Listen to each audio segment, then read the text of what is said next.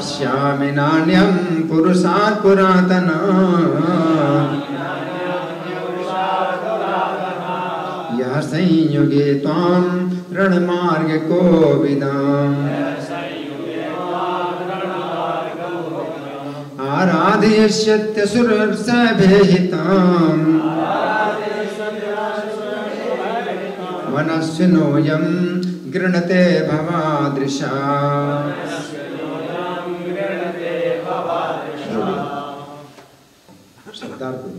पश्यामि देखता हूँ, न नहीं, अन्यम अन्य, पुरुषात् पुरुष की अपेक्षा, पुरातनात् अत्यंत प्राचीन, यह जो संयुगे युद्ध में त्वां तुमको रणमार्ग युद्ध कला में वो विदम अत्यंत पटु आराधयष्यति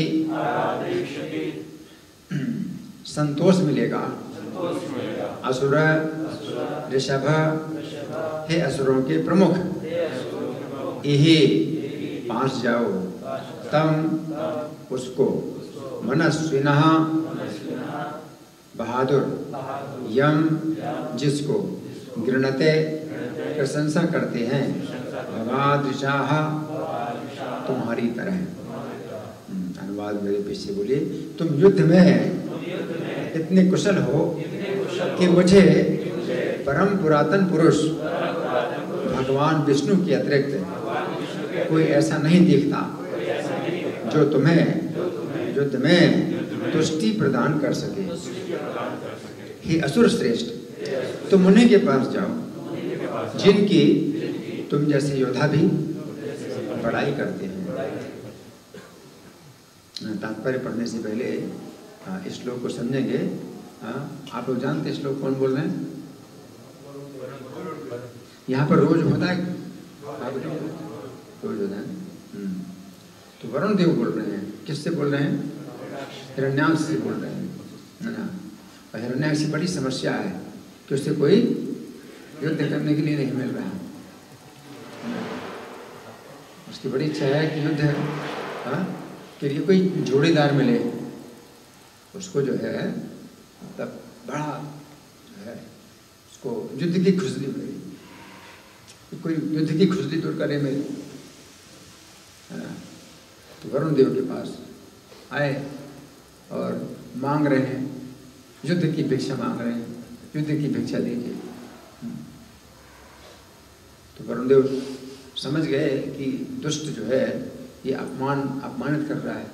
तो वरुण देव जो मतलब भाई अगर मैं नहीं देता हूँ तो भी तुम्हें कुछ बता रहा हूँ तो देना, ये भी तो देना ही है। तो वरुण देव जो है उसको मतलब पूरी तरह से मना नहीं कर रहे हैं, क्योंकि एक योद्धा के लिए, वीर योद्धा के लिए मतलब ऐसे मना करना कि भाई मैं डर गया, मैं डरता हूँ, तो वो बड़ी निंदा की बात होती है। तो वरुण देवता अगर ऐसा बोले तो उनकी बड़ी निंदा की बात होगी। तो उन्होंने जो है मतलब कहा कि भाई हम तो अब जो है युद्ध से उपरत हो गए हैं, हम अब युद्ध करना बंद कर दिया है। ये नहीं बोले कि मैं डरा हूँ, जो डरा है तो भी वो नहीं बोलता है कि मैं डरा हूँ। तो बोले कि लेकिन तुम्हारे लिए जो है वो है, एक जो है व्यक्ति है जो तुम्हारे लिए तैयार है, जो है वो मना नहीं करेगा। तो क्या कह रहे हैं? पश्यामि माने देखता हूँ, पश्यामि माने मैं देखता हूँ, न अन्यम अन्य किसी को नहीं देखता है। पुरुषात् पुरातना, जो पुरातन पुरुष हैं उनके अलावा कोई और किसी को मैं नहीं देखता, जो यहाँ जो संयोगी युद्ध में त्वाम तुम्हारी आराधना करें, तुम्हारी पूजा करें, युद्ध में तुम्हारी पूजा करें। युद्ध में पूरा तुम्हारी पूजा करेगा मतलब क्या है? अच्छा युद्ध करे तुम्हारे साथ, तो वो तुम्हारी पूजा होगी। तुम अपनी पूजा कराना चाहते हो ना युद्ध में तुम ऐसे कमजोर लोगों से तो नहीं युद्ध करना चाहते हो, तुम चाहते हो कि अच्छा टक्कर मिले, जोड़ीदार मिले, तो उसमें जो है तुम्हारी तो अपनी आराधना चाहते हो तो वो आराधना करेंगे, तुम्हारी अच्छी तरह से आराधना करेंगे। आराध्य सती रण मार्ग कोविद, क्योंकि तुम रण मार्ग में कोविद हो, युद्ध के मार्ग में बड़े निपुण हो, तो तुम्हारी आराधना वो करे। तो उन पुरातन पुरुष के अलावा और तुम्हें किसी को नहीं देखता कि जो तुम्हारी आराधना करे, कि भाग जाएगा तो क्या आराधना किया। आराधना का मतलब है, जैसे कोई पुजारी है ना, अच्छी तरह पूजा करता है, कोई पुजारी पूजा से भागता है ना, तो ऐसे तुम्हारी भी पूजा करने वाला, युद्ध में पूजा करने का मतलब अच्छी तरह से युद्ध करे। तो वरुण देवता कहते हैं कि वही आराधना करेंगे तुम्हारी। आराध्य सदी असुर असुर असुर ऋषभ, जिसे को पढ़ने में बड़ी दिक्कत होती है ना, असुर सब, असुर सब, असुरों में श्रेष्ठ हो, असुरों में श्रेष्ठ हो तो तुम्हारी आराधना में श्रेष्ठ आराधना होनी चाहिए। तो वो करने वाले हैं कौन? पुरातन पुरुष। वो जो है सब काम में पूर्ण है, हर काम में पूर्ण है। भक्तों के साथ में जो है वो उसी प्रकार व्यवहार करते हैं। अगर उनको शत्रु बनाओ तो अच्छा शत्रु भी वो, उनके जैसे शत्रु भी कोई नहीं मिलेगा। उनको अपना भाई बनाओ तो उनके जैसा भाई भी कोई नहीं है। उनको पिता बनाओ तो उनके जैसा कोई पिता नहीं है। उनको पुत्र बनाओ तो उनके जैसा पुत्र नहीं है कोई। तो सब कुछ तो बनने के लिए तैयार है। तो तुम्हें अगर शत्रुता करना है तो युद्ध करना है तो उनसे अच्छा कोई नहीं है युद्ध करने वाला। तुम्हें अपनी पूजा करानी युद्ध में तो उनके जैसा पुजारी भी कोई नहीं है, तो तुम्हारी पूजा भी करेंगे बढ़िया, अच्छी पूजा करेंगे। आराध्य सिद्धि असुर सब है, ये ही तम, यही मने जाओ, तम मने उनके पास जाओ। मनुष्यनो यम गृणते भवते, तुम्हारे जैसे मनुष्य जिनकी प्रशंसा करते। प्रशंसा क्यों करते तुम्हारे जैसे मनुष्य? कि वो अच्छी पूजा करते हैं तो प्रशंसा करते। तुम्हारे जैसे मनुष्य है, वीर लोग हैं, तो उनकी पूजा करते हैं, उनकी प्रशंसा करते हैं, क्योंकि वो अच्छे पुजारी हैं, अच्छी पूजा करने वाले हैं तो प्रशंसा करते हैं। भगवान भी प्रशंसा करते हैं। कोई पुजारी अच्छी पूजा करता है तो प्रशंसा करते हैं कि हाँ ये अच्छा पुजारी है मेरा, है ना। तो वो जो है अच्छे पुजारी हैं, युद्ध में भी जो है बड़ी अच्छी पूजा करेंगे तुम्हारी। तो तुम्हें अपनी पूजा करानी है। वरुण देवता ये कह रहे हैं। अब हम सुनेंगे प्रभुपाद तात्पर्य में क्या लिखते हैं। श्रील प्रभुपाद की जय। आक्रामक योद्धाओं को वास्तव में परमेश्वर ही दंडित करते हैं। आक्रामक योद्धा है, तो ये जो है आक्रामक योद्धा है। ये जो हिरण्याक्ष है ये आक्रामक योद्धा है। आक्रामक का मतलब क्या है कि युद्ध करने के लिए आया है, मुझे युद्ध की भिक्षा दीजिए, मुझे युद्ध की भिक्षा दीजिए, है ना। तो एक प्रकार का आक्रामक योद्धा है। वो अच्छे संबंध नहीं बनाना चाहता किसी से। आक्रामक योद्धाओं को वास्तव परमेश्वर ही दंडित करते हैं, तो भगवान ही दंड देंगे उसको, है ना। क्योंकि उसके अंदर जो है शत्रुता की भावना है। शत्रुता, मुझे आपके साथ शत्रुता करनी, तो उसके अंदर वो भावना नहीं है, अच्छे संबंध बनाने की भावना नहीं है ना। जैसे तमोगुण जो है भौतिक प्रकृति के तमोगुण है, वो क्या विनाशकारी होता है, विनाशकारी। तो उसके अंदर केवल एक ही भावना है कि मुझे जो है अच्छा कोई मिले, डट करके युद्ध करो। और ये जो ऐसे व्यक्ति जो है जो तमोगुणी होते हैं, बस ये या तो चाहते हैं कि मैं उसको मार दूं या वो मुझे मार दे, बस, और कोई दूसरा उसको जो है मतलब परिणाम नहीं चाहिए। अच्छा मतलब मेरे अच्छी तरह से लड़ाई हो, मेरी अच्छी तरह बराबरी का हो, हाँ, और मैं या तो उसको मारूं या वो मुझे मारे, तो बस मरना ही है और कुछ नहीं। जब तक वो मरेगा नहीं तब तक उसकी युद्ध की खुजली दूर नहीं होता है। तमोगुण में ऐसे ही होता है। लेकिन हाँ, इसका एक गुण ये है कि मतलब ऐसे नहीं, आतंकवादी नहीं है। जैसे आतंकवादी क्या होते हैं, निर्दोष जनता को मारते हैं, बम छोड़ दिया, ये इधर मारा उधर मारा, ऐसे नहीं। ये तो जो है मतलब एक इस भाव से कि तैयार हो और मुझ पर प्रहार करो, मैं तुम्हारे ऊपर प्रहार करूं। हाँ, ये भावना है उसके अंदर। तो इसको आतंकवादी नहीं कहेंगे, लेकिन फिर भी दुर्भावना तो है ही है।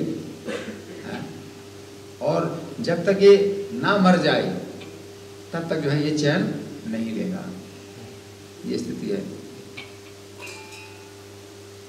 अगर इसने कोई अच्छा योद्धा मिल भी गया जिसने इसके से युद्ध किया और बाद में इसने उसको मार दिया तो फिर इसकी खुजली नहीं मिलेगी, मुझे और चाहिए, और आओ और आओ, कौन आएगा और कौन आएगा। जब तक ना मर जाए तब तक उसको चैन नहीं है। तो आगे प्रभुपाद लिखते हैं, अतः वरुण ने हिरण्याक्ष को सलाह दी कि वो अपनी युद्ध लालसा को विष्णु के साथ युद्ध करके पूरा करे। तो लालसा पूरी हो जाएगी, है? तो तुम जो है फिर क्या हो जाओगे, लेट जाओगे, शयन करोगे और विश्राम करोगे, तो तुम्हारी आराधना हो गई। यही आराधना है। तो वो व्यक्ति जो है इस तरह से चाहता है कि कोई मुझे, जब तक कोई मुझे ना मार दे तब तक मैं संतुष्ट नहीं होऊंगा। तो वो जो है तुमको मार देंगे, तुम संतुष्ट हो जाओगे। जैसे कि पूजा, अच्छी पूजा हो गई, संतुष्ट हो जाता है। अब जो है वो आराम से रेस्ट करता है कि भाई मेरी अच्छी पूजा हो गई, ठीक है, अब मैं रेस्ट करूँ। तो वो वरुण देवता कह रहे हैं कि वो तुम्हारी इतनी अच्छी पूजा करेंगे कि तुम बिल्कुल संतुष्ट हो जाओगे, बहुत संतुष्ट हो जाओगे कि हाँ भाई अच्छी पूजा हो गई मेरी। तो वरुण देवता का ये कहना है। यहाँ प्रभुपाद का तात्पर्य समाप्त हुआ। तो इस श्लोक में जो हिंदी पद्यानुवाद है विष्णुप्रिया देवी ने किया है, इसकी हिंदी कविता बनाई है। तो इसमें मैं पढ़ के सुनाता हूँ। पुराण पुरुष भगवान सेवा कोई भी हमें ना दिखे, तुम जैसे रणकुशल वीर को युद्ध से जो तुष्टित करे। हे दैत्यराज गहो उनकी शरण, वही तब कामना पूर्ण करें। तुम जैसे वीर तो उनका ही गुणगान नित्य किया करें। तो भाई हर मामले में वो जो है पूर्ण है और संतुष्ट करेंगे। तुम्हारी युद्ध करने की इच्छा है तो वो भी संतुष्ट करेंगे, तुम्हारी प्रेम करने की इच्छा है तो वो भी संतुष्ट करेंगे, है? तो वे हर इच्छा को पूरी करते हैं। अगर तुम्हारी पुत्र बनाने की इच्छा है तो पुत्र बन करके तुम्हारी संतुष्टि करेंगे। तुम्हें अपना राजा बनाने की इच्छा है तो राजा के रूप में भी वो ऐसे राजा हैं कि आप संतुष्ट हो जाएंगे। अपना पिता बनाने की इच्छा तो ऐसे पिता हैं आप संतुष्ट हो जाएंगे। उसी प्रकार से अगर शत्रु बनाने की इच्छा है तो शत्रु भी बन जाएंगे और आपको संतुष्ट कर देंगे, है ना। तो तुम्हारी अब मरने की इच्छा है तो मार करके तुम्हें संतुष्ट करेंगे। तो ये हिरण्याक्ष जो है इसका एक अलग ही चरित्र है हिरण्याक्ष का। जय विजय ये जो दो द्वारपाल हैं भगवान के वैकुंठ के जो है, ये 7वें द्वार के रक्षक हैं, 7वें द्वार के रक्षक हैं। जहाँ जय विजय जब भगवान का दर्शन करने के लिए गए थे वैकुंठ में, तो 6 द्वार तो पार कर गए, उन्हें कोई रोकता नहीं। इस 7वें द्वार पर जय विजय ने रोका था, तो उन्हीं को श्राप दिया। तो 3 जन्मों के लिए ये जो है असुर के रूप में जन्मे। तो पहला जन्म है ये भगवान से शत्रुता करें, तो उनको श्राप मिला है कि भगवान से शत्रुता करें 3 जन्मों तक। तो पहला जन्म है। तो जय विजय, जैसे पहला नाम जय का आता है फिर विजय का आता है, उसी प्रकार से पहले नाम आता है हिरण्यकशिपु, दूसरा नाम हिरण्याक्ष, है ना। फिर दूसरे जन्म में ये क्या है, शिशुपाल दंतवक्र। तो शिशुपाल जय और दंतवक्र विजय, है ना। फिर तीसरे जन्म में नहीं क्षमा करना, दूसरे जन्म में रावण और कुंभकर्ण। तो रावण जय है और कुंभकर्ण विजय है। फिर तीसरे जन्म में शिशुपाल जय है और दंतवक्र विजय है ना। तो इन दोनों के जो व्यक्तित्व में कुछ अंतर है, जय विजय के व्यक्तित्व में कुछ अंतर है। तो पहले जन्म में जैसे हिरण्यकशिपु और हिरण्याक्ष, तो दोनों भाई हैं और दोनों का एक दूसरे से बड़ा घनिष्ठ प्रेम है। इस स्वभाव में अंतर है। जैसे हिरण्यकशिपु है तो वो जो है उसका स्वभाव कैसा है? उसका स्वभाव है शासन करने का, कि मैं शासन करूं, मैं अपना प्रभाव जमाऊं, मेरी बड़ी अच्छी प्रजा हो, मेरी खूब सेना हो, अपना ऐश्वर्य हो, भोग हो, सब प्रकार के भोग, ऐश्वर्य, सेना, प्रजा, राज्य, सब प्रकार से मेरा शासन हो। तो ये जो है हिरण्यकशिपु की इच्छा है। तो हिरण्यकशिपु ने जो है ब्रह्मा जी से वर मांगा। किस तरह से वर मांगा? अब मेरा शासन, मुझे शासन चलाना है, सब मेरे असुर जो है मेरे आज्ञा के अनुसार कार्य करें, प्रजा भी सब मेरी पूजा करे, मेरा जो है ऐश्वर्य हो। ये हिरण्यकशिपु की इच्छा है। और हिरण्याक्ष इच्छा क्या है? हिरण्याक्ष बिल्कुल अलग स्वभाव का है। उसको उसकी क्या चाहिए? इच्छा है। उसके अंदर इच्छा नहीं है शासन करने की, राज्य करने की, भोग, ऐश्वर्य, सेना, ये इच्छा नहीं है। उसकी इच्छा है बस अकेले एक मिले युद्ध करूँ मैं, उसकी इच्छा। इसलिए पूर्ति विजय करने के लिए अकेले एक गदा लेकर के भाई हाँ बस, या तो मैं तुमको मारूं या तुम मुझे मारो, बस उसकी यही इच्छा है। वही खुजली उसको इतनी हो रही, युद्ध की खुजली इतनी हो रही है कि वो इधर जा रहा है, इधर जा रहा है। और स्वर्ग में गया तो स्वर्ग सब भागे गए, कोई इसके सामने नहीं आ रहा है। तो बड़ा जो है वो असंतुष्ट हो रहा है। सब लोग भागते हैं, जहाँ जाता है वहीं भागते हैं सब लोग। तो बड़ा असंतुष्ट हो रहा है। समुद्र में आया तो समुद्र के जितने जलचर सब भाग गए। वरुण देव से, अरे महाराज कृपा करो, कृपा करो, कृपा करो, मुझे युद्ध चाहिए, मुझे युद्ध चाहिए। तो वरुण देवता ने कहा कि भाई मना तो नहीं करता, हाँ एक स्थान बता देता हूँ जहाँ मिल जाएगी तुम्हारी पूरी भिक्षा, तुम्हारी पूरी इच्छा पूरी हो जाएगी। तो पुरातन पुरुष हैं। उसी समय बराह भगवान पृथ्वी को जो है निकाल रहे थे जल से। तो ये जो है ऐसा सहयोगी बन गया। तो वरुण देवता ने कहा कि बहुत अच्छे समय पर आ गए हो तुम, बहुत अच्छी जगह पर आ गए हो, यहीं पर तो हैं वो, यहीं पर हैं भगवान, है ना, अच्छा अवसर है, अच्छा समय है, मिल गए तुमको। तो ऐसे मिलना बड़ा मुश्किल होता है भगवान का। अभी वो है भी, है तो तुम्हारी इच्छा भी पूरी कर देंगे, तुम्हारी इच्छा पूरी हो जाएगी, चले जाओ, है ना। तो ये तरीका होता है। कोई वीर योद्धा जो है अगर है अपनी कमजोरी नहीं बताना चाहता कि मैं डरता हूँ, वरुण देवता कमजोर है उसके सामने, अपनी कमजोरी ना बता करके बता रहे हैं कि भाई तुम्हारी जो इच्छा है, तो मैं तो अभी जो है युद्ध से उपरत हो गया हूँ, मैंने बंद कर दिया युद्ध करना। मैंने युद्ध करना बंद कर दिया, लेकिन वो हैं, वो जो है तुम्हारी इच्छा पूरी करेंगे। तो इस तरह से वो जो है हिरण्याक्ष वहाँ पर जाता है।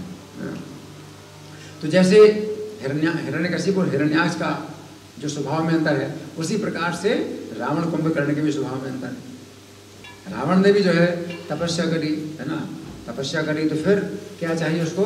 सब प्रकार के भोग चाहिए, ऐश्वर्य चाहिए, राज्य चाहिए, प्रजा चाहिए, संपत्ति चाहिए, लंका खूब सोने की, और खूब असुर राक्षस उसकी जो है आज्ञा में सब तैयार हैं, उसकी प्रजा चाहिए, है ना।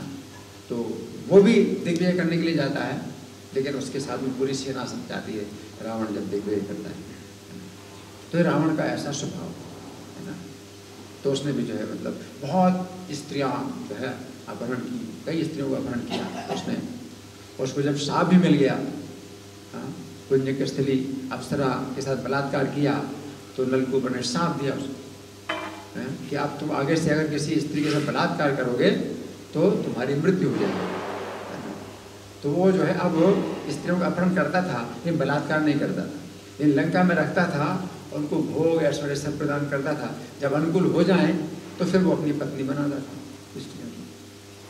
तो रावण का जो है ये हिसाब, लेकिन कुंभकर्ण का हिसाब अलग है। कुंभकर्ण का हिसाब अलग है, वो किसी सेना के साथ नहीं जाता, है ना, वो तो बस अकेले, मुझे युद्ध करना अकेले। तो कुंभकर्ण से राक्षस की सेना आई, लेकिन वो मना कर रहा था, नहीं नहीं मुझे राक्षस की जरूरत नहीं है, मैं अकेले ही सब कर लूँगा, सब कुछ मैं अकेले कर लूँगा। तो उसको अपने बल पर जो है पूरा विश्वास रहता है कि मुझे सेना की जरूरत नहीं है, जो भी सेना हो, किसी की सेना हो या कोई भी हो, तो आ जाए सामने, मैं अकेले ही सब कुछ करूँ। तो कुंभकर्ण का इस तरह का हिसाब। इसी प्रकार से शिशुपाल बनते वक्त भी तो शिशुपाल जय है ना, हिरण्यकशिपु रावण ही शिशुपाल के रूप में है। तो शिशुपाल के रूप में भी उसका जो है यही हिसाब है कि वो जो है अपने पक्ष में अपना कुछ यूनियन बनाता है। जैसे भगवान की जब अग्नि पूजा हुई तो अग्नि पूजा हुई कृष्ण की, उसको बहुत मतलब बुरा लगा, बहुत बुरा लगा कि कृष्ण की अग्नि पूजा यहाँ सब हो रही सबकी, है ना। तो उसने जो है सभा के बीच में निंदा करना शुरू कर दिया और अपने पक्ष में राजाओं को जो है फिर तैयार किया, अपने पक्ष में राजाओं को तैयार किया। तो बहुत से राजा उसके पक्ष में आ गए और वो भी जो है वो हल्ला करने लगे। नहीं तो उस समय सब चुप बैठे थे और कृष्ण की अग्नि पूजा हो रही थी, तो फिर सब हल्ला करने लगे और बहुत से राजा जो है शिशुपाल के पक्ष में हुए। तो उसके अंदर ये योग्यता है कि कई लोगों को अपने पक्ष में करें। हिरण्यकशिपु के अंदर भी यही योग्यता है। वो प्रचार करना शुरू किया कि विष्णु का जो है अब स्वभाव बदल गया है, अब तो देवताओं के पक्ष लेने लगे हैं। जैसे बच्चा होता है तो थोड़ा सा टॉफी दे दो तो अपने पक्ष में आ जाएगा, इसी प्रकार से देवता लोग जो है विष्णु की पूजा करते हैं तो विष्णु जो है देवताओं के पक्ष में हो गया है और हम लोग उनके साथ शत्रुता कर रहे हैं विष्णु, है ना। अब विष्णु से जो है हमारा अच्छा संबंध नहीं रहा और सब असुरों को जो है अपने पक्ष में कर लिया, सब असुर लोग जो है विष्णु के विरोधी लोग। तो शिशुपाल के रूप में, रावण के रूप में और हिरण्यकशिपु के रूप में, इसका यही हिसाब कि उन लोगों को जो है अपने पक्ष में करता है और फिर जो है भगवान से उनको जो है शत्रुता पैदा करता है। रावण भी सीता का अपहरण करके लाया, फिर सभा में उसने जो है अपने पक्ष में ही सब बातें कही, राम के जो है विरुद्ध बात की। राम में जो है बहुत दोष हैं और मैंने इसलिए सीता का अपहरण किया, वो सही किया। तो अपनी जो है अपने पक्ष में सब बातें बना करके उसने मतलब कहा कि मैंने जो किया वो ठीक किया है। राम को तो उनके पिता ने निकाल दिया, वनवास दे दिया, राम के अंदर दोष था इसलिए पिता ने निकाल दिया, वनवास दे दिया। तो राम के अंदर जो है बहुत दोष थे इसलिए पिता ने निकाल दिया उनको। तो सीता को मैं लेके आया हूँ, है ना। तो सब अपने पक्ष में बातें बनाई और सब राक्षसों को जो है अपने पक्ष में कर लिया कि भाई अब हम जो है अगर आवश्यकता पड़ी तो करेंगे, है, और रावण के पक्ष में हम मरने के लिए तैयार हैं। इतना उसके अंदर योग्यता है। तो कुछ लोगों के अंदर ऐसी योग्यता होती है ना कि बातों का ऐसा जाल बनाते हैं कि गलत को सही, सही को गलत स्थापित कर देते हैं। तो हिरण्यकशिपु का भी यही था कि वो जो है विष्णु के विरुद्ध उसने इतनी बातें बोली, सब लोग सोचेंगे विष्णु ही जो है गलत है और हिरण्यकशिपु बिल्कुल सही है। उसने अपने पक्ष में सब असुरों को कर लिया।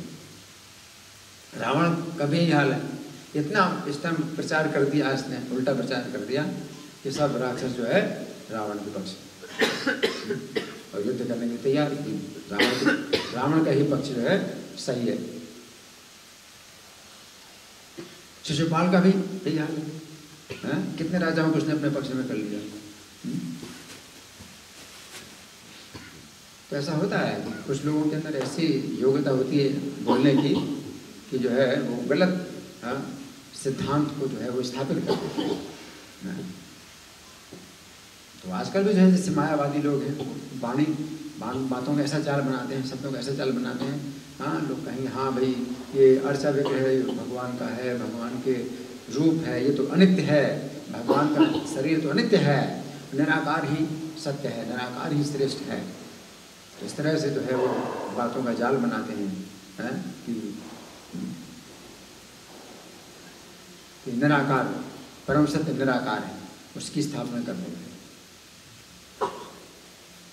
और इससे क्या है, भक्ति बिल्कुल नष्ट हो जाती है।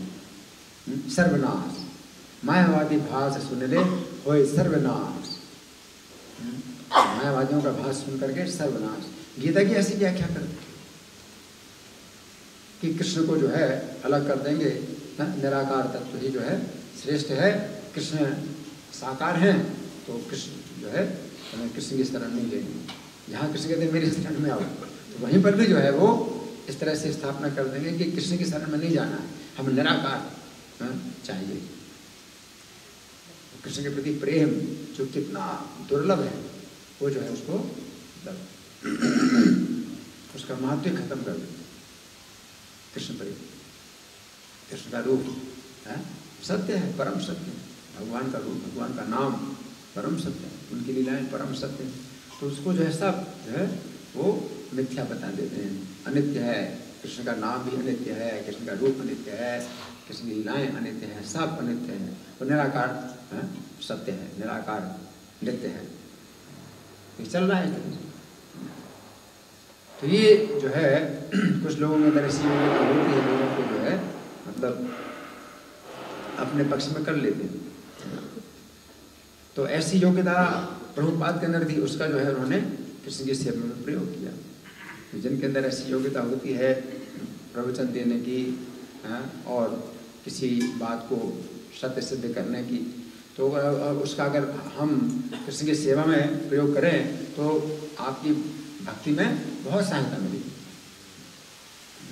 बहुत सहायता, आप लोगों को भक्त बना सकते हैं। लेकिन वही योग्यता जैसे रजनीश जैसे लोग तो लोगों को जो है बिल्कुल भगवान से दूर कर देंगे। लोग अपने उनके जो है शब्दों के जाल में फंस जाते हैं, वो अपने शब्दों के जाल में फंसा देंगे। तो ऐसे बहुत लोग हैं कलयुग में, पाखंड बहुत फैलता है, क्योंकि उनके पास जो है बोलने की बड़ी योग्यता होती है। तो इसलिए जिसके पक्ष में बोलेंगे वही पक्ष जो है सही मालूम पड़ेगा, यही सही है ना। तो यही चीज़ है, मतलब अंतर हम देखते हैं हिरण्याक्ष का और दंतवक्र का भी इसी प्रकार है। जैसे हिरण्याक्ष के रूप में अभी मुझे चाहिए एक अकेला व्यक्ति जो युद्ध करे ना, उसकी बड़ी इच्छा होती है। उसी प्रकार से दूसरे जन्म में कुंभकर्ण की बड़ी अकेले युद्ध करूँ, और दंतवक्र की भी वही इच्छा है। दंतवक्र की बड़ी इच्छा कृष्ण से युद्ध करने की। तो अब कृष्ण तो द्वारका में है, लेकिन वो उसको पता था कि कृष्ण मथुरा में, उसको पता नहीं चला कि मथुरा छोड़ के जा चुके हैं। तो मथुरा में चला गया कृष्ण से युद्ध करने की, और इतना जो है वो उसमें व्याकुल हो रहा है, कृष्ण को ढूंढ रहा है, कृष्ण को ढूंढ रहा है। तो नारद जी भगवान से बताते हैं कि वो जो है मथुरा चला गया है, तो उसको बहुत आवश्यकता है आपकी। तो वो तो नहीं आ पाएगा, आप जाओ। तो भगवान फिर द्वारका से मथुरा आ जाते हैं, और बस उसकी तीव्र इच्छा है कि बस कृष्ण मिल जाए मुझे, और मैं जो है मतलब द्वंद्व युद्ध करूँ। उसको द्वंद्व युद्ध बोलते हैं, द्वंद्व युद्ध करूँ, बड़ी इच्छा है, बड़ी इच्छा है। तो फिर कृष्ण ने उसको मार के सुला दिया, संतुष्ट हो। तो बस इनकी संतुष्टि इसी में होती है कि कोई इनको मार दे तो संतुष्ट नहीं। तो जब तक नहीं मरेंगे तब तक जो है वो संतुष्ट नहीं होंगे। जैसे पतंगा होता है ना, पतंगा है ना, तो आग में वो जो है मर जाता है, वो जाता है आग में, मरने के लिए जाता है। तो वो सोचता है कि मैं इसका जो है आनंद लूँगा, भोग करूँगा, लेकिन अंत में मर ही जाता है। उसको समझाने से वो नहीं मानेगा, वो आग में जाएगा, घुसेगा। सामान्य व्यक्ति आग के पास जाता है तो आग की उस समय ताप लगता है तो तुरंत भागता है कि भाई बहुत ताप लग रहा है, लेकिन वो तो ऐसे पतंगे जैसे। तो भौतिक जगत में जो है ये तमोगुण का इस प्रकार का कार्य। हिरण्यकशिपु में रजोगुण है, रजोगुण में भोग, ऐश्वर्य, लोभ, अशांति, ये सब चीज़ें जो है रजोगुण में होती हैं। और तमोगुण में निद्रा, आलस्य, प्रमाद, विनाशकारी कार्य करना, ये तमोगुण का। तो अगर आप हिरण्यकशिपु हिरण्याक्ष की तुलना करें तो हिरण्यकशिपु रजोगुण में और हिरण्याक्ष तमोगुण में है। अगर रावण कुंभकर्ण की तुलना करें तो रावण रजोगुण में है, कुंभकर्ण तमोगुण में है। शिशुपाल दंतवक्र की तुलना करें तो शिशुपाल रजोगुण में है और दंतवक्र तमोगुण में है। तो रजोगुण तमोगुण का जो है ये समाचार इस प्रकार का, ये भौतिक संसार इस तरह से। ये भक्ति जो है जब हम करते हैं और सवेरे की साधना विशेष रूप से करते हैं तो सत्वगुण हमारा जो है बढ़ता है। तो ये जो आंदोलन हरे कृष्ण आंदोलन है ये जो है सत्वगुण के लिए, जो लोग सत्वगुण चाहते हैं, सत्वगुण बढ़ाना चाहते हैं, तो सत्वगुण में फिर जो है हमारे अच्छे संबंध बनते हैं भगवान के साथ, और हर वस्तु को सही दृष्टि में हम देख पाते हैं कि क्या करना क्या नहीं करना, और कब बोलना है कब नहीं बोलना है, किससे शत्रुता करना किससे शत्रुता नहीं करना, किस समय क्रोध करना, कितना क्रोध नहीं करना, कितना सहन करना, तो सब चीज़ें जो है सत्वगुण में पता चलती हैं। इसे कहते हैं तत्र सत्वम निर्मलत्वात् प्रकाशकम अनामयम।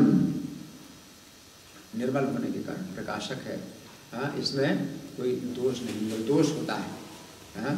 सुख संगेर बधनाति ज्ञान सुख की आसक्ति बांधता है तो सही दिशा में ले जाता है। आप सुख और ज्ञान, और सुख कैसा है? सच्चा सुख है, सत्वगुण में सच्चा सुख है। सात्विक सुख जो भगवान बताते हैं प्रारंभ में विष की तरह लगता है, परिणाम में अमृत की तरह होता है। जब तदग्रे विषमे परिणाम में अमृत होता है तत्सुखम सात्विकम प्रोक्तम आत्मबुद्धि प्रसादिदम। तो वो सात्विक सुख है, प्रारंभ में विष के समान, परिणाम में अमृत के समान। ये सवेरे मंगल आरती है, उठने में विष जैसा लगता है, उस समय बड़ी अच्छी नींद आती है तो उठना विष की तरह लगता है। फिर मंगल आरती में आते हैं, नृत्य करते हैं, फिर कथा सुनते हैं, अमृत की तरह लगता है। तो प्रारंभ में विष के समान, परिणाम में अमृत के समान। तो सात्विक सुख, सत्वगुण जो है आपको सात्विक सुख से बांधता है, और रजोगुण आपको रजोगुणी सुख से बांधता है, तो वो दुख है। रजसस्तु फलम दुखम, रजोगुणी का फल जो है दुख है। एक उसी को रजोगुणी सुख भी कह सकते हैं। रजोगुणी सुख क्या है? वो वास्तव में दुख है, कि प्रारंभ में क्या लगता है? अमृत के समान। विषयेंद्रिय संयोगात् या तदग्रे अमृतोपमम, विषयों के इंद्रियों से जब संयोग होता है प्रारंभ में अमृत की तरह लगता है, परिणाम में संयोग, तो वो परिणाम में विष की तरह है। तत्सुखम राजसमस्तम, रजोगुणी सुख। तो रजोगुण आपको दुख से बांधता है, रजोगुण का परिणाम दुख है। लेकिन अगर देखा जाए तो भाई सत्वगुण आपको सत्वगुणी सुख से बांधता है, रजोगुण आपको रजोगुणी सुख से बांधता है। तो उसको आप सुख भी कह सकते हैं, दुख भी कहें, जो भी कहें, वो रजोगुण में जो है ऐसा है। तो वास्तव में दुख है, रजोगुण जो है वास्तव में आपको दुख प्रदान करता है, लेकिन लोग उसको सुख मानते हैं। तो सुख भी भगवान कहते हैं हाँ सुख भी है रजोगुण, लेकिन रजोगुण में जो सुख है वो ऐसा होता है, भगवान बताते हैं, है ना। और तमोगुण की जो स्थिति है वो कैसी होती है? ये तदग्रे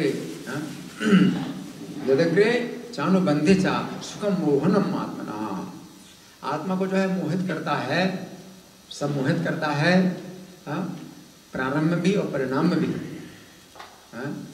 यदग्रे चानुबंधे चा सुखम मोहनम आत्मना, निद्रा आलस्य प्रमादोत्थम तत्ताम संग, निद्रा आलस्य और प्रमाद स्थिति, तो तमोगुणी सुख। तमोगुणी सुख जो है ये बड़ा निंदनीय है। आलस्य, निद्रा और लापरवाही, प्रमाद,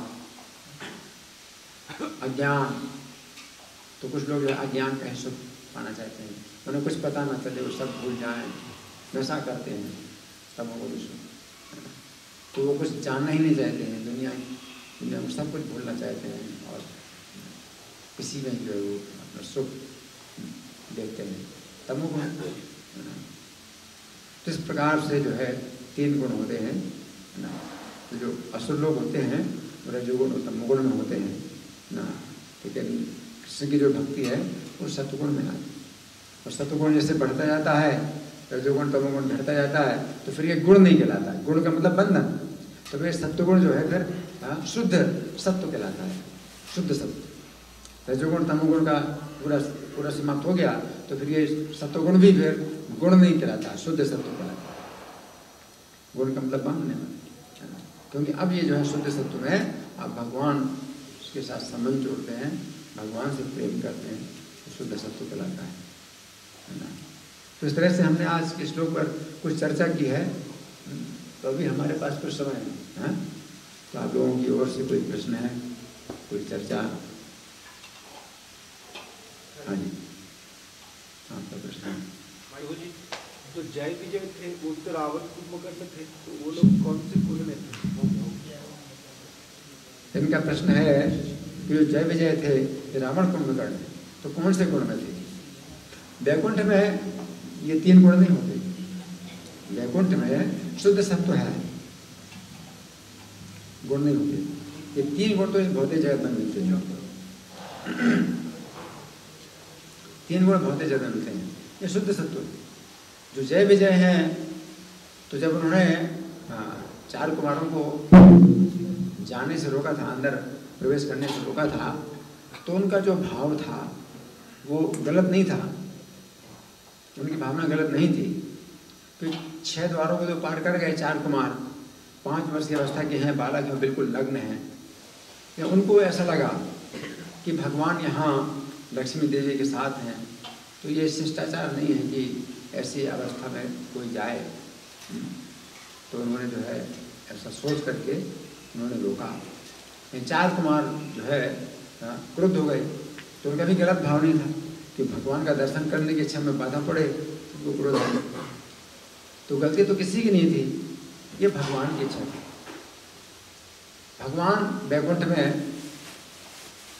होते हैं तो उनका जो है सब ऐश्वर्य है और उनकी सब सेवा में लगे हैं, सब उनको सेवा प्राप्त होती है ना। स्नेह और प्रेम, आदर, सब कुछ भगवान को प्राप्त होता है। तो उनकी भी इच्छा होती है कि अभी युद्ध करने की। वैकुंठ में जब भगवान की इच्छा होती है युद्ध करने की, तो भौतिक जगत में जब आते हैं तो वैकुंठ से ही किसी को जो है मतलब तो चुनते हैं कि जो उनसे युद्ध करें। तो वास्तव में तो भगवान की युद्ध करने की इच्छा होती है।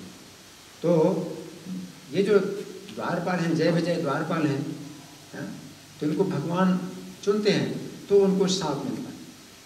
तो वास्तव में अगर गहराई से देखा जाए तो वो शाप नहीं है और ना उनका पतन है। ये भौतिक जगत में जो गिरे तो पतन भी नहीं है। ये तो 3 जन्मों के लिए आए हैं कि भगवान के साथ शत्रुता करेंगे, भगवान के साथ युद्ध करेंगे, भगवान के युद्ध करने की इच्छा पूरी करेंगे और वापस अपने स्थान में जाएंगे। तो 3 जन्मों तक जो है उन्होंने शत्रुता की और अपने स्थान पर आ गए, जय विजय। तो इस तरह से भगवान के अंदर सब प्रवृत्तियां हैं। इस भौतिक जगत में जैसे युद्ध करने की इच्छा होती है किसी की, तो वो कहाँ से आई? तो भगवान के अंदर। भगवान के अंदर हर चीज है कि वो शुद्ध रूप में है। कि वो भौतिक जगत में जो है ये क्या है कि माया के साथ ये विकृत हो जाती है। तो सब चीज़ें भगवान के अंदर शुद्ध रूप में है, लेकिन भौतिक जगत में वही चीज़ें जो है माया के संपर्क में विकृत हो जाती हैं। हम सर्वस्व प्रभु, तो भगवान से ही सब कुछ उत्पन्न होता है। ठीक है। जगाई मधाई जो थे, जगाई मधाई वो क्या जय विजय थे? हाँ, जगाई मधाई जय विजय हैं, लेकिन इस बार जो है उन्होंने भगवान के साथ शत्रुता नहीं की। 3 जन्मों का साथ था वो हो गया पूरा, लेकिन अब इस बार जो है भगवान की लीला में सहयोग देने के लिए आए हैं, तो भगवान से शत्रुता उनकी नहीं हुई और क्या हो गए, वो शुद्ध हो गए, शुद्ध भक्त बन गए। तो इस प्रकार से भगवान के इस अवतार में उन्होंने सहायता की कि श्री चैतन्य इतने दयालु हैं कि वे जो है ऐसी रक्षा करते हैं और उनकी कृपा से कोई व्यक्ति, इतने अधम से अधम व्यक्ति भी शुद्ध भक्त बन सकता है। तो भगवान जो है इस लीला में सहायता करने के लिए है। ठीक है। और कुछ एक सेकंड, इनको माइक मिला, आपके पास माइक। एक प्रश्न इस क्लास से एक जगह प्रश्न के मन में रहता है। हम लोग की सबकी इच्छा है कि मोदी जी दोबारा आए, क्योंकि हम मानते हैं कि मोदी जी सज्जन है, भक्त है, साधु है। तो हम लोग इससे न्यूज़ भी देखते हैं ज़्यादा कंपैरेटिवली। तो इसको हम कैसे अपने आप को समझाएं, क्योंकि हमारी इच्छा तो है, तीव्र इच्छा है कि वो दोबारा आए, ये बहुत इच्छा ही है, तो कैसे समझाएं? मैं समझा नहीं, आपने क्या कहा? वो शुरू में आपने क्या कहा? मैं समझा नहीं, क्या फिर से बोलिए। हम भक्त लोग हैं, हमको भौतिक इच्छा नहीं होनी चाहिए, लेकिन एक इच्छा जो कॉमन मैं समझता हूँ बाकी लोगों को भी होगी, हम चाहते हैं कि मोदी जी दोबारा आए। मोदी जी? हाँ, हम लोग न्यूज़ भी देखते हैं। अच्छा, चुनाव में? और हम लोग न्यूज़ भी देखते हैं, उसके संबंध में हम चाहते हैं कि उनके फेवरेट न्यूज़ आए, हमारे मन में इच्छा रहती है। नहीं, ये भौतिक इच्छा नहीं है। अगर कोई शासन में कोई अधिकारी अगर कृष्ण भावनामृत को प्रोत्साहित कर रहा है, तो ये तो कृष्ण की सेवा है। अगर ऐसा व्यक्ति शासन में अगर अधिकार प्राप्त करता है तो हमारे हरे कृष्ण आंदोलन के लिए वो अनुकूल है, तो वो जो इच्छा है ये तो हमारी भक्ति, ये तो भक्ति ही है आपकी। अगर आपकी इच्छा नहीं होती तो फिर क्या भक्ति है? ये तो भक्ति का लक्षण है। अगर आपके अंदर ऐसी इच्छा ना हो तो फिर क्या भक्ति हुई? अगर आपका हमें कोई मतलब है, कोई व्यक्ति हरे कृष्ण आंदोलन को प्रोत्साहन कर रहा है, उसका जो है उससे जो है अनुकूल हो रहा है हमारे प्रचार में, तो आपके अंदर तो इच्छा होनी चाहिए। ये तो स्वाभाविक है। भक्ति का मतलब यही है कि आपके अंदर इच्छा होनी चाहिए। भक्ति का मतलब क्या है कि हमारे अंदर कोई इच्छा नहीं होना चाहिए, भौतिक इच्छा नहीं होनी चाहिए, लेकिन आध्यात्मिक इच्छा, भगवान की सेवा की इच्छा कि उनका प्रचार बढ़े, हरे कृष्ण आंदोलन फैले, लोग भक्त बने, लोगों को संदेश मिले भगवान का। तो ये अगर आपकी इच्छा नहीं है तो आप क्या भक्त हैं? ठीक है ना? और कोई इनको माइक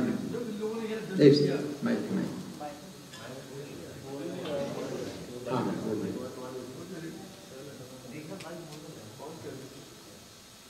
हरे कृष्ण, जब ये लोग यहाँ पर अवतार, इन लोग नीचे आए राक्षस लोग, तो उनकी जगह उस समय सातवें द्वार पे कौन थे? हाँ, इनका प्रश्न है कि भगवान के जो है सातवें द्वार में कौन थे जब वो लोग आ गए यहाँ।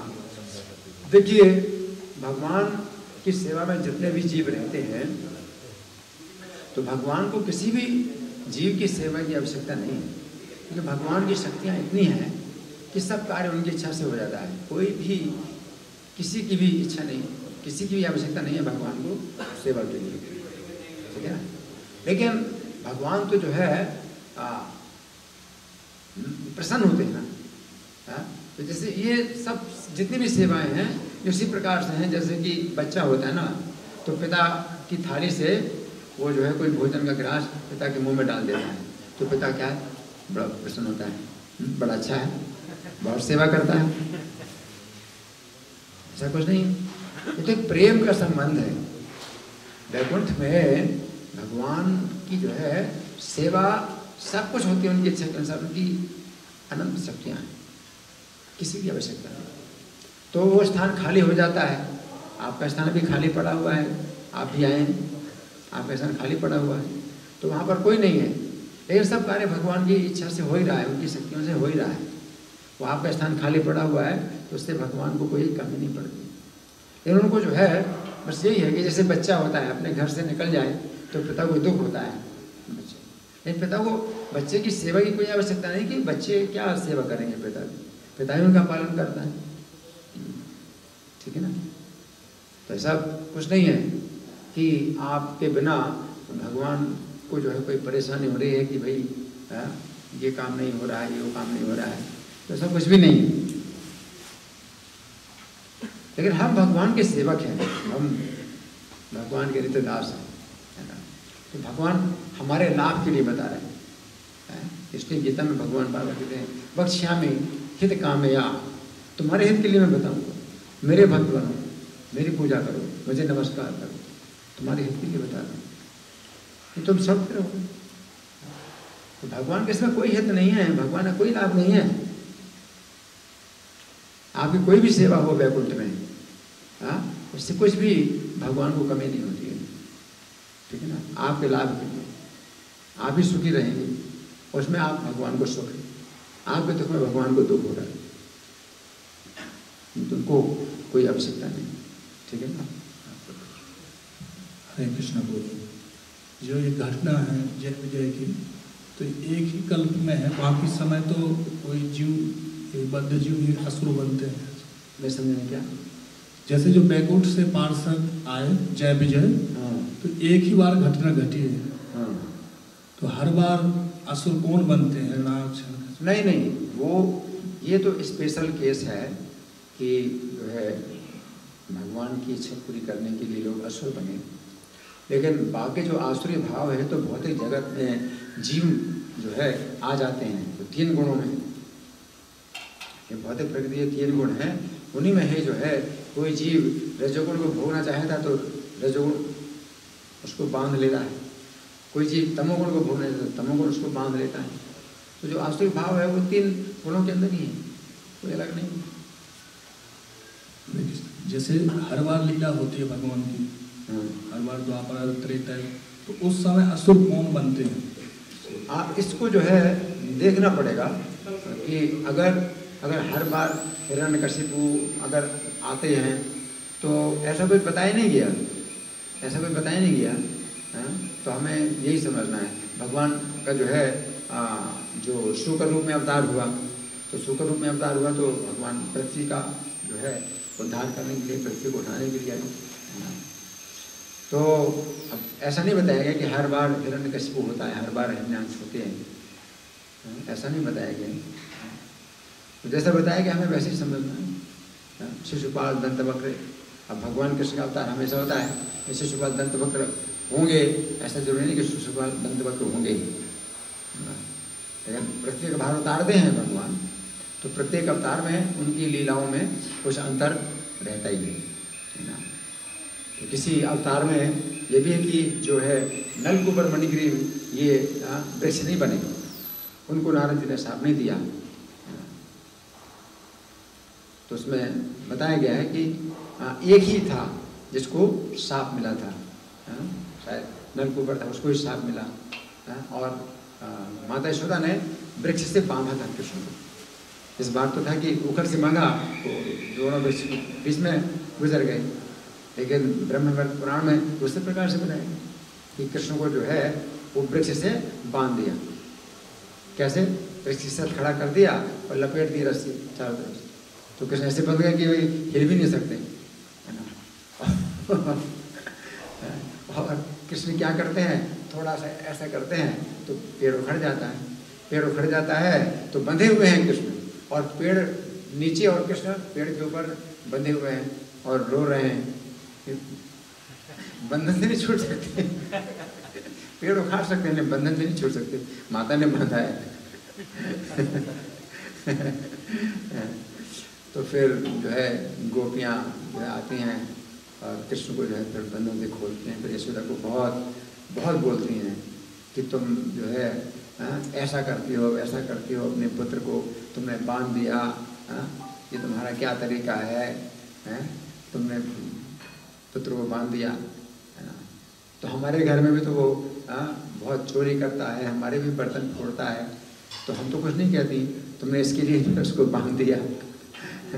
तो माता यशोदा कुछ बोल नहीं पाती हैं। तो इस तरह से भगवान की लीलाएं होती हैं, लेकिन उसमें मतलब अंतर होता है।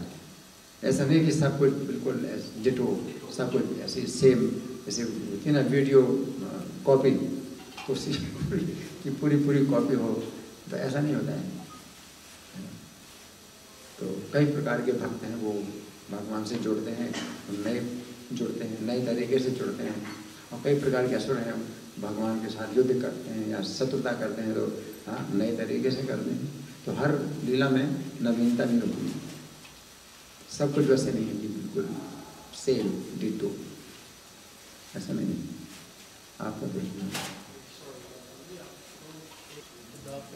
हरे कृष्णा, मुझे आप बताते हैं कि कृष्ण को जो दूसरे उसमें कथा आती है कि एक पेड़ पे बांध देती है माता, तो दूसरे पेड़ जब उन्होंने तो नलगिरी मणिगिरी कृष्ण को किया था इसमें कृष्ण लीला में, तो उसमें एक ही पेड़ उखड़ता है, अगर दूसरा? हाँ, एक ही पेड़ उखड़ता है, एक ही पेड़ था, 2 पेड़ नहीं थे,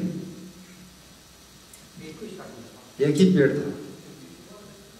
वृक्ष जो है यमन अर्जुन थे, यमल नहीं थे, यमल में जुड़वा पेड़ नहीं थे, एक ही व्यक्ति को शाप मिला, रंभा, वो रंभा को भोग रहा था, और देवल मुनि थे उससे, देवल मुनि जो नारद जी उस कल्प में वो उपबरहण नाम के गंधर्व थे, स्त्रियों के साथ में वो राग रंग में मस्त थे, तो पूरा कल्प उनको पता नहीं चला भगवान कृष्ण के अवतार।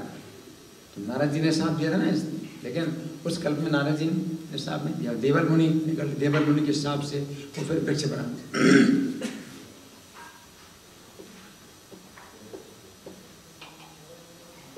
तो इस तरह से भगवान की लीलाओं में जो है मतलब कई प्रकार से अंतर दिया था। ठीक है, धन्यवाद। श्रीमद् भागवतम की जय, श्री प्रभुपाद की जय।